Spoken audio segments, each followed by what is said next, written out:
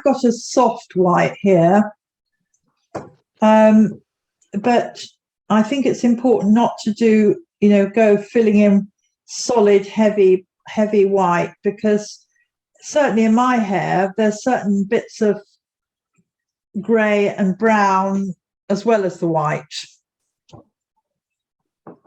She said defiantly. Well, there is, because it hasn't grown out completely, especially in the ponytail. I don't mind that. It looks quite nice in the photograph. I thought it would look worse than it did. So we just put the light bits in now. Well, I'm just putting in, I put in the light where the light of my hair is. In your case, you might have, there might be light on the cheek here. Now, be careful, if you do it too much, like I know my highlight, that's all this light area, goes right up to just under my glasses, up to my nose. But I'm going to just put it in softly. I'm not going to put it in too heavily, because once you've put it in, it's hard to get rid of again. Okay. So again, use your finger or a paper towel or something, so that all the whites you put in, you just put them in fairly softly. Yeah.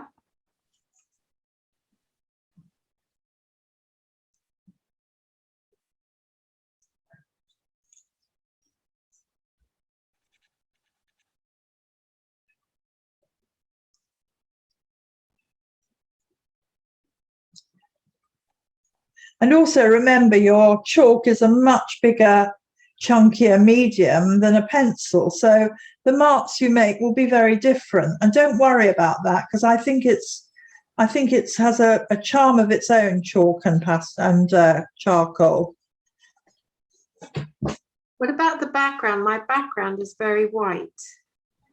Well, if I go back to the one I did this afternoon, I used my photograph, and my photograph had a tree or a bush behind me. So I used it and actually it works quite nicely, because it's dark against the light of my face and the light of my hair. So if you've got dark hair, so where your hair is dark, you could put it light, but be careful around the face. The face probably needs to be darker tone than the background tone. I would make it darker than your skin tone, or vice versa. Just be careful. Okay, because in the photo, obviously, it's lighter, but I don't. Well, go with your photograph. Go with the tonal. By the time you've got all your charcoal, you probably won't even see it,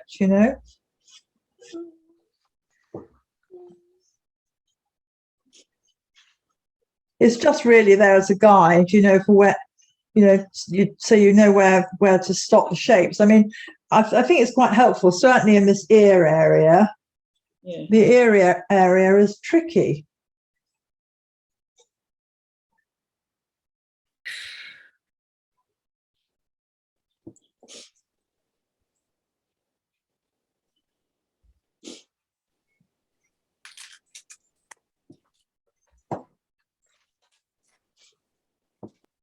Right, so I'm going to deliberately put in some black round here. So I could put in some black where there are just small bits of really dark, but very lightly. Yes, just be careful with how you use it. You see, I think it needs a dark shape round there. But what other colours what does one use for the actual face? Well, you're going to just use your very carefully. For instance, here, I mean, in the eyes, I'd use, well, if I go back to my original drawing, look, this one here, this is all paper. So I've used charcoal around the eyes and in my glasses, in the dark, where it's really dark inside my nose, a little bit of dark under the nose, top lip, the dip underneath my bottom lip is black. I've used the charcoal there. I've used the charcoal on my neck in the shadow areas, round the bottom of my chin, inside my ear, sorry, not my ear. And then I've obviously used it around my head, because it was in the photograph, there was, this tree shrub thing, and my cardigan's dark. But you can make use of the grey paper, which is your half tone, for your skin colour, if you see what I mean. Please be aware that you do not fill every last bit of your face in. You don't need to fill it all in. You only need to put the black very carefully where it's really dark, and soften it a bit so it's not too hard, you know, with the tip of your finger. And then obviously use the white softly where it's white, yeah? Or light, shall we say. Is that clear, Jill? Yes, that's fine. Yes, my paper's it's a very pale grey, but anyway, yeah. Yeah. Well, you might have to then bring some of your greys up a bit, you know what I mean? You may have to use your charcoal a bit more than you would otherwise. You see here where my hair is, there's a little bit of grey in there, but it's not very dark. No. It's quite nice to have the grey of the paper to use as well as everything else.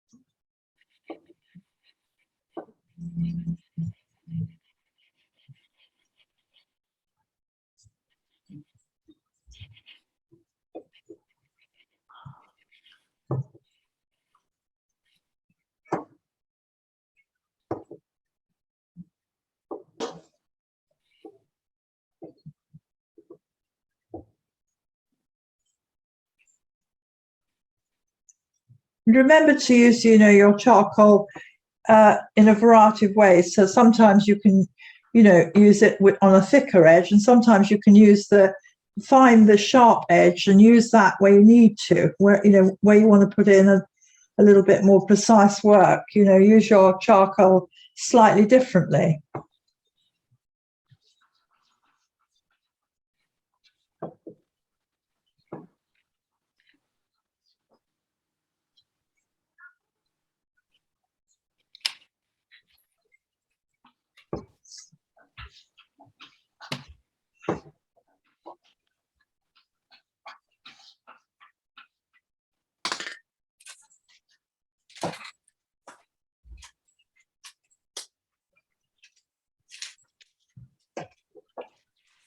What are you using for the skin?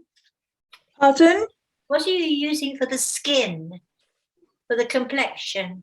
Well, as I was saying to Sel, I'm using the paper, a bit of white where it's very light, and a bit of charcoal where there's shadows. So like on my neck down here, there's definitely a lot of shadowy areas. So I'm just using my charcoal very lightly, and then I'm gently softening it with my finger.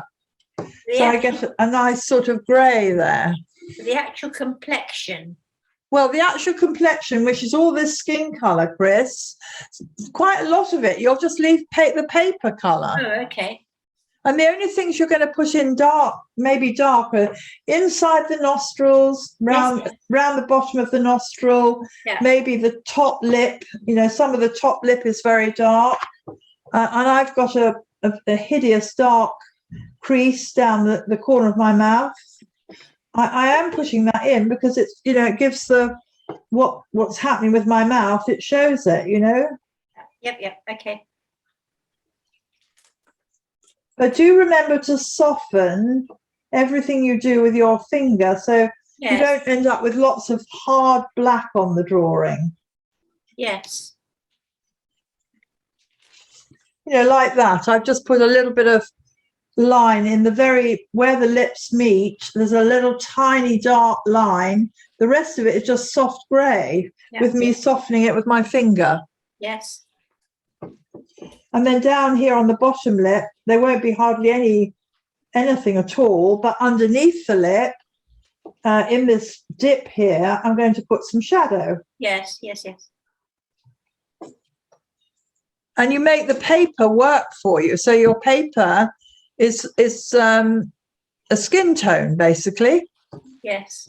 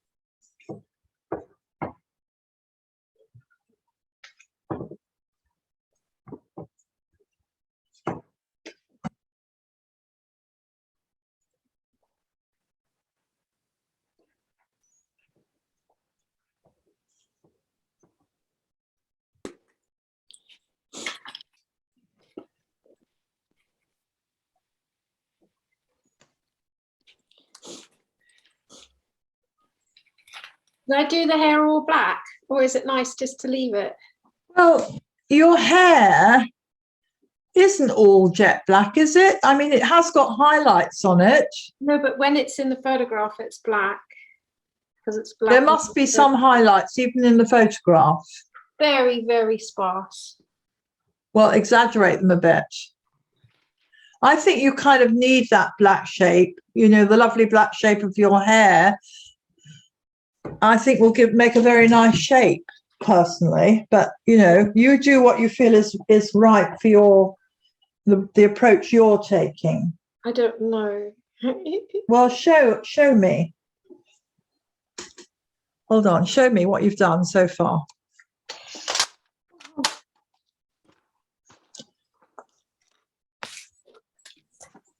Okay. Wait a minute. Oh, I think it needs some dark. Yes, definitely. It will be it's dramatic with that dark shape. You know how, if you think about all those lovely portraits I sent you of singer sergeants, you know how the hair shape is really important, isn't it? Yeah, so I'll put it in. I think you should, but don't just fill it in all black. Just look at it carefully, okay? Yeah.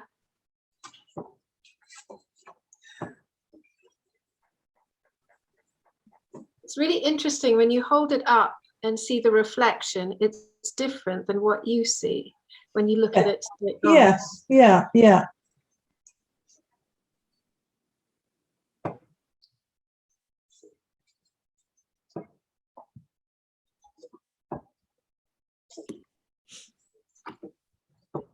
But you think it's all right? Yes, I do. I think it's lovely. Be very, very careful, all of you, about highlights. When you look at, I mean, I'm looking at mine, and there's a highlight on my nose, there's a highlight on under my chin, this one on my jaw. But just be careful you don't make it too white. You know, you soften it always, because otherwise it just doesn't look very natural.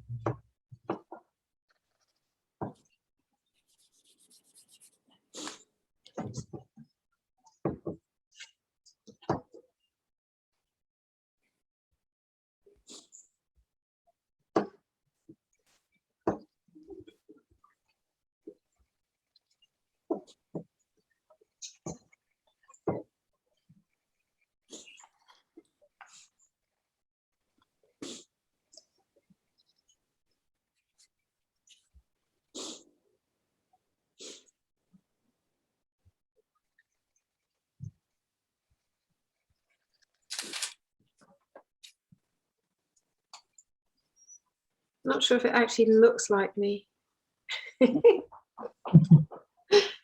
Early days, so.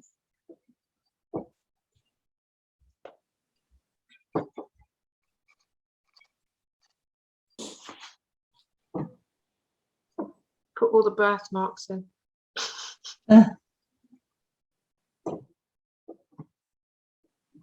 Oh, yeah.